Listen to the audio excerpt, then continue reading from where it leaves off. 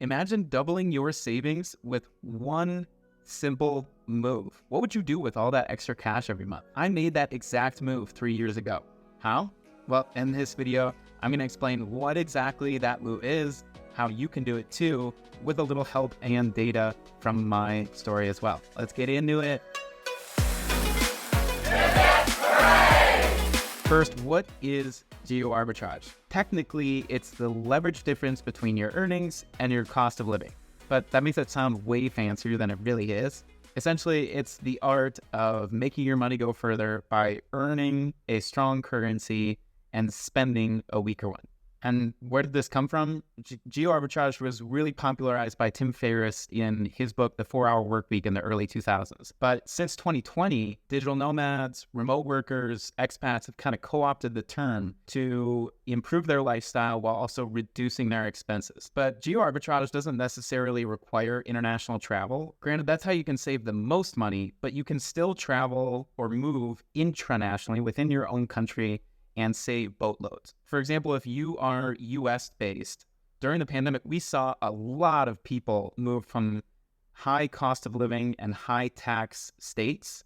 So think like San Francisco and California, moving to lower cost of living cities and zero personal income tax states like Nevada, Las Vegas and Nevada, and Austin, Texas, while maintaining their high paying tech jobs. Boom.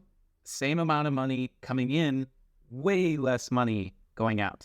And that's just geoarbitrage in a nutshell. So why would someone geoarbitrage? Inflation has absolutely wrecked the West. It's no wonder people across the world are fed up with high cost of living in their countries. $100,000 US a year used to be an amazing salary, right? Now, with $100,000 salary in a lot of cities across the world, barely scraping by. And because the money printer in all of these Western societies has just gone ballistic, your purchasing power has all but disappeared. The US dollar has lost 25% of its purchasing power just since 2020. So if you were earning $100,000 in 2020, that was $100,000. But now if you earn $100,000, you're really earning $75,000. But imagine this, and a lot of people did during this time: premium services, premium amenities, and a premium lifestyle, and saving boatloads of cash every month, all while earning your high-paying salary or running your own online business. Geoarbitrage is a big FU to your employer, to the government. With access to the internet, you no longer have to work physically where you serve your customers or where your business is headquartered. Geoarbitrage is essentially a luxury lifestyle at cost. And this isn't some fantasy. I live this reality. So how can you take advantage of geoarbitrage in 2024, 2025? Really, it's simple. Essentially, you want to arbitrage between continue to earn your strong developed world currency like dollars, euros, maybe even Bitcoin, and spend a weaker developing world currency like pesos, like rupees, like Thai baht. But I'll give you the exact 3 steps that I would take if I were not geoarbitraging today. Step 1, set up location independent income streams. Basically, you have 3 options here.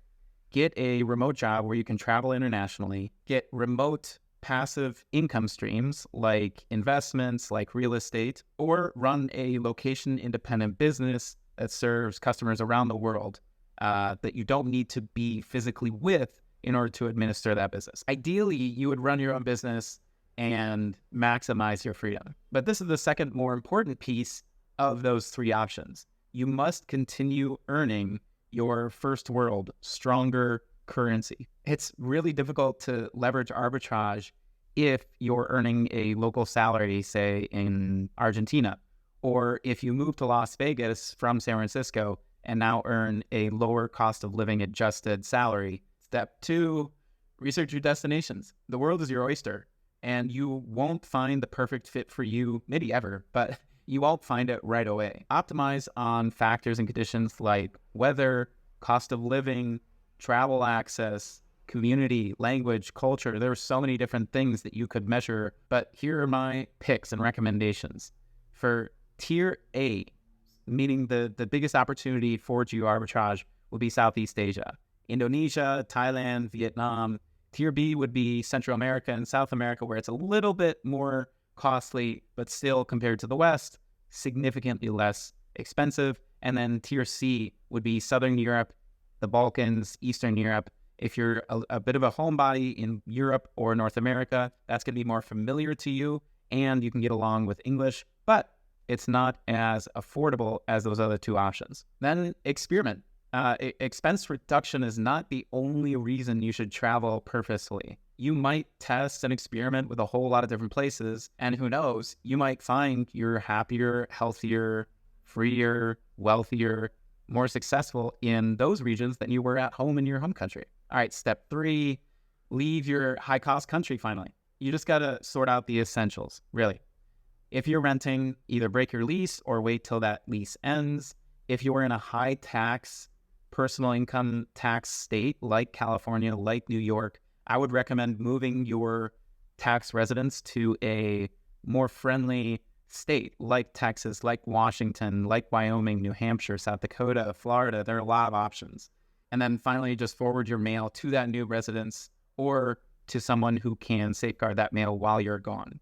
But don't let this step 3 get in the way of you making that jump. Don't get bogged down in the details before leaving.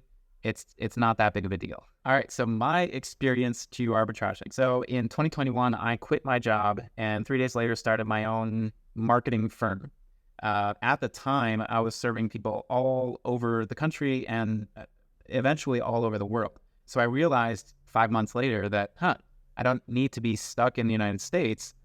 All while growing my business, I would love to reduce my costs. So in October, November of 2021, I took a mini trip to Latin America, which was supposed to be just 3 months. And 3 years later, I'm still here. I lived in 10 countries in those first 2 years before finally investing in Colombia and basing up here to get residency and citizenship. When I started that mission, I would have never thought that I would be happier, healthier, freer, and more successful in Latin America, of all places, than I was at home. So here's a look at the actual data. In the United States, before I came to Latin America, I was spending about $3,000, $4,000 US dollars, and I was on a budget. I was living in Indianapolis, Indiana at the time. So if I were in New York or Los Angeles, try translating that $3,000 to $4,000 US dollars a month to $6,000, maybe $7,000 a month. In my first year here, I averaged about $1,000 US dollars to $2,000 a month, all while living in Colombia, Ecuador, Panama, Costa Rica, various countries. In the first few months, I was living in apartments and Airbnbs, but it got a little bit lonely, as a lot of digital nomads do, and opted for hostels instead. I got private rooms, so I wasn't absolutely slumming it, but I didn't necessarily splurge in that first year, year and a half here in Latin America. So I reduced my expenses about 50 to 75% to give myself some more breathing room as I was growing my business. And still, my quality of life improved from that I had in the United States, which is crazy. So now jump forward to 2023 and 2024. Since basing up here in Colombia and kind of foregoing the whole budgeted lifestyle, I now spend about $3,000 to $4,000 US dollars a month, which is what I was spending at home in Indianapolis, Indiana, before I came to Latin America. But this same lifestyle that I'm living in Latin America would cost me at least $6,000 to $7,000 to $8,000 US dollars in most American cities. So I'm saving 40 to 60% more being here while enjoying still a way better quality of life. And since I'm earning significantly more than I was just 2 years ago, that lack of pressure on my finances just feels really good. So what now? You're geo-arbitraging, you're reducing your expenses, but still maintaining that high-paying salary or high-paying online business.